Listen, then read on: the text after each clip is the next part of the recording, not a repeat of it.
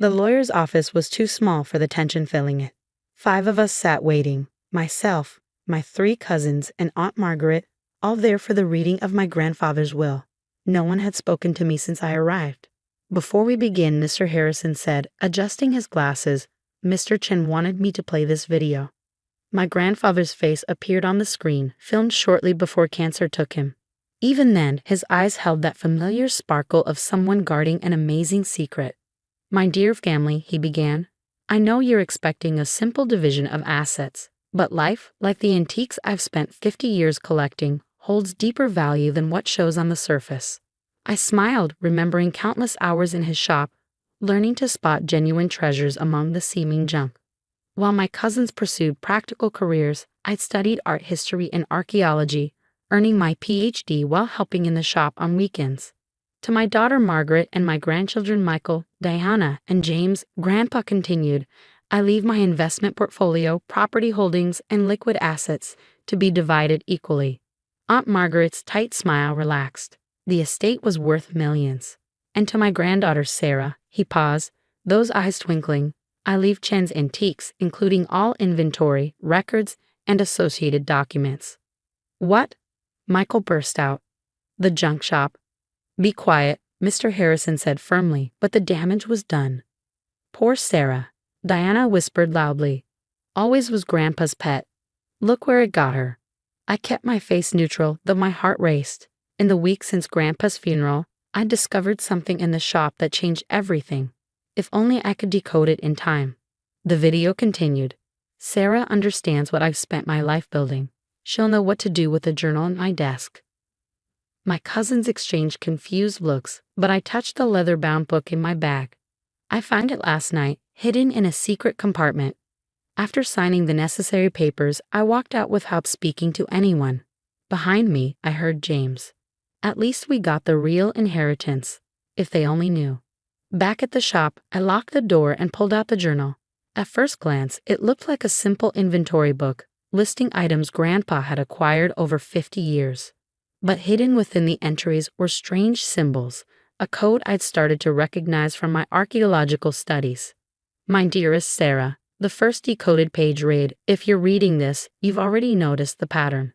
Every piece I collected tells part of a larger story, one that began in 1945 Shanghai. The next few hours vanished as I dove deeper into the journal. Grandpa's story was incredible. During World War II, he'd helped a group of scholars protect priceless artifacts from being stolen. After the war, he dedicated his life to tracking down these pieces, building his junk shop as a cover. But he discovered something else along the way, evidence of an ancient Chinese artifact of immense historical significance. The worthless pieces in his shop weren't random at all. They were clues collected over decades, each one pointing to the artifact's location. My phone buzzed. A text from Professor Zhang at the Smithsonian. Found something interesting in those photos you sent. Can you bring the piece in for authentication? I looked at the small jade carving I photographed, one of thousands of decorative items in the shop. According to Grandpa's journal, it was actually a map key created during the Ming Dynasty. Another message popped up, this one from Diana. Hope you're enjoying your dusty inheritance. We're meeting with financial advisors tomorrow. Have fun with your junk. I smiled, thinking of the journal's revelations. Grandpa hadn't just been collecting antiques. He'd been assembling a historical puzzle that could rewrite our understanding of ancient Chinese history. A knock at the shop door startled me. Through the glass, I saw an elegantly dressed Asian woman I didn't recognize. Something about her bearing made me hesitate before opening the door. Ms. Chen, she said, I represent the Beijing Historical Society.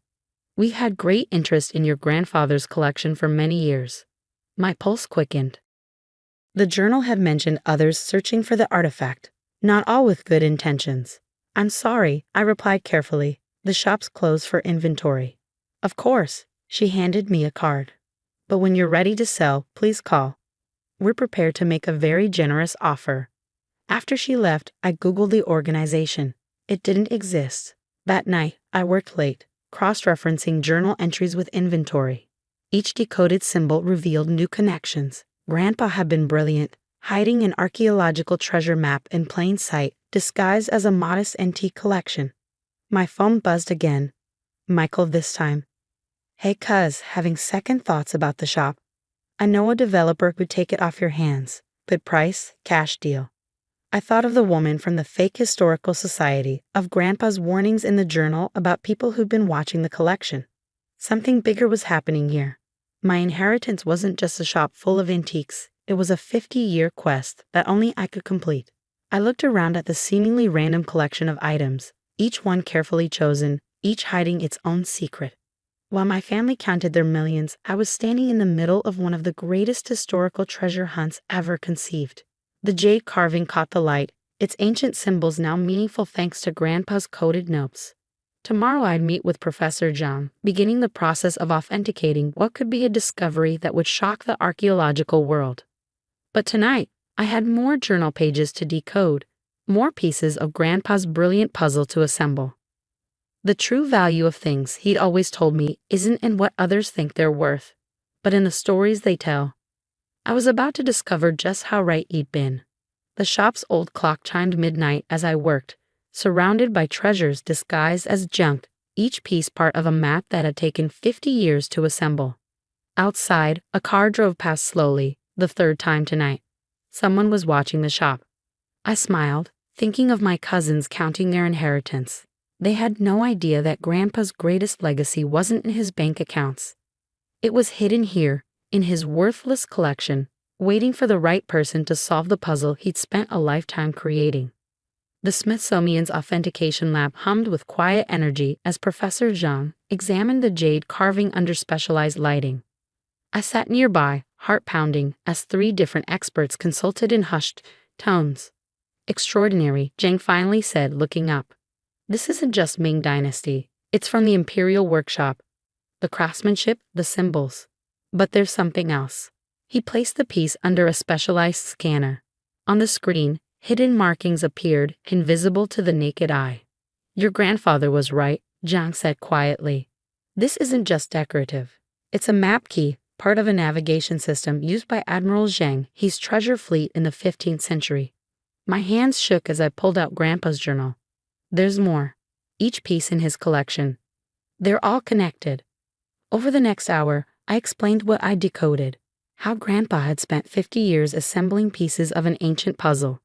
The journal documented everything, where each piece came from, how it connected to the others, and most importantly, what they were all pointing to.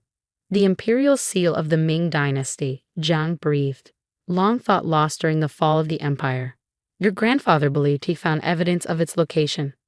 Not just evidence, I replied. A complete map, broken into pieces and scattered across continents. He spent his life bringing them back together. My phone buzzed. Diana again. Family meeting tomorrow about the estate. Try to dress professionally for once. I ignored it, focusing on John's analysis. The jade piece was worth millions alone, but its true value was as part of the larger puzzle.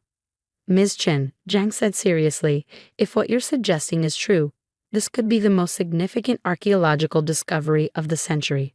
But he hesitated. Others will be interested, not all with scientific motives. As if on cue, my phone rang.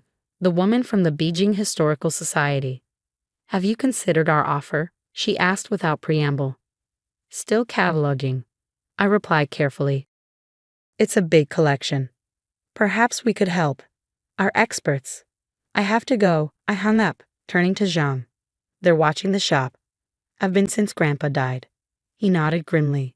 The black market for imperial artifacts is enormous. If they suspect what your grandfather discovered. I thought of the car driving past last night, of Michael's mysterious developer friend offering cash.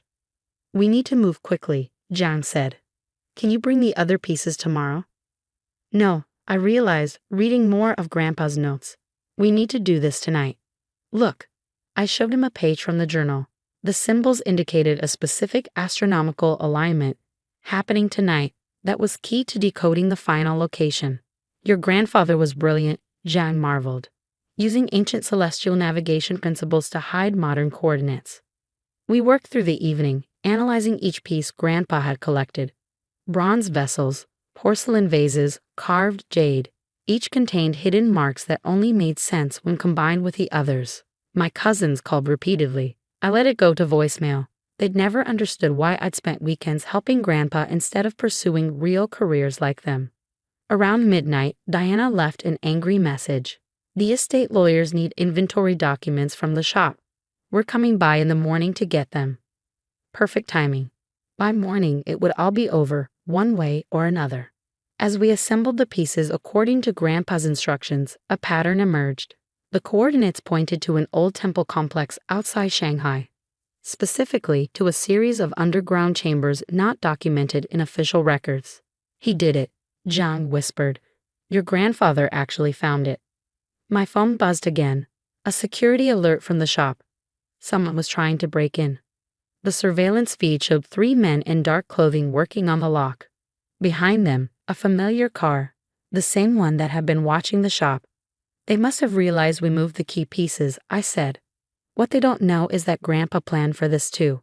The last pages of his journal detailed a final failsafe. While the real artifacts were here at the Smithsonian, he'd left elaborate replicas in the shop. Good enough to fool casual observers, but worthless to serious collectors. I called the police, then my cousins. They needed to know what was really happening. Sarah, this better be good, Michael answered grumpily. Do you know what time it is? The shop is being robbed, I said calmly. But that's not the important part. Get everyone to the Smithsonian. Now, there's something you need to see. An hour later, my family arrived to find me in the authentication lab, surrounded by experts from 3 continents participating via video conference.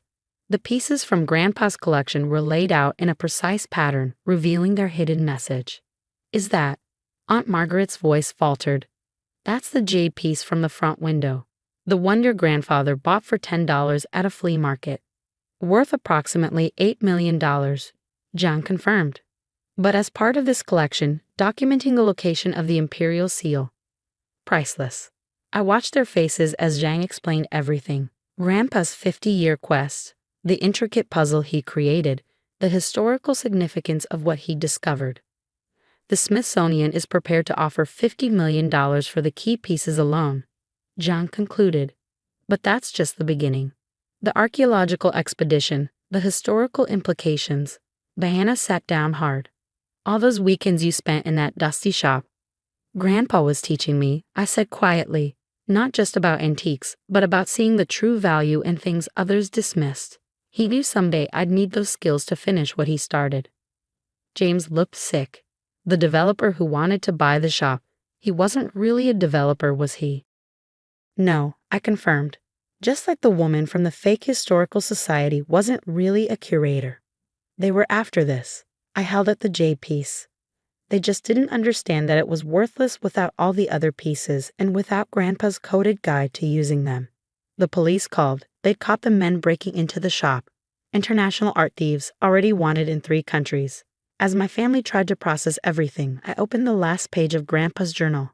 A final message encoded just for me. My dearest Sarah, by now you've discovered why I spent my life protecting. The money from the Smithsonian is just the beginning. There's a foundation set up in your name to fund future archaeological research. Your cousins got their millions, but you got something far more valuable. A purpose worthy of your talents. The imperial seal isn't just a priceless artifact. It's proof that history's greatest treasures are often hidden in plain sight, waiting for someone patient enough to understand their true worth. I'm sorry I won't be there to see you make the discovery official. But I know that every time you unlock an ancient mystery or help preserve our cultural heritage, a part of me will live on through your work. Take care of the shop. There are more treasures hidden in that worthless collection waiting for you to find them. And remember what I always told you. True value isn't in what others think things are worth, but in the stories they tell and the truths they reveal. All my love, Grandpa. 2 months later, I stood in the temple complex near Shanghai, watching as archaeologists carefully excavated the chamber Grandpa's map had revealed. The imperial seal, hidden for centuries, would soon see light again. The shop was still open, though now it was also a working archaeological research center. Every piece Grandpa had collected was being studied, revealing new historical insights. My cousins have finally understood the true value of my inheritance. It wasn't just about money. It was about preserving history, solving ancient mysteries, and carrying on a legacy that would outlive us all. The jade piece sat in a special display at the Smithsonian, its plaque reading, "Part of the Chen collection, proof that the greatest treasures often hide in plain sight." Somewhere, I knew Grandpa was smiling, watching his 50-year quest reach its perfect conclusion. He taught me to see beyond surface value, to understand that true worth often hides behind modest appearances. As for me, I had a lifetime of mysteries to solve, each piece in his collection holding new secrets waiting to be discovered. After all, that's what Grandpa had really left me, not just a shop full of antiques, but a world full of hidden treasures, each with its own story to tell.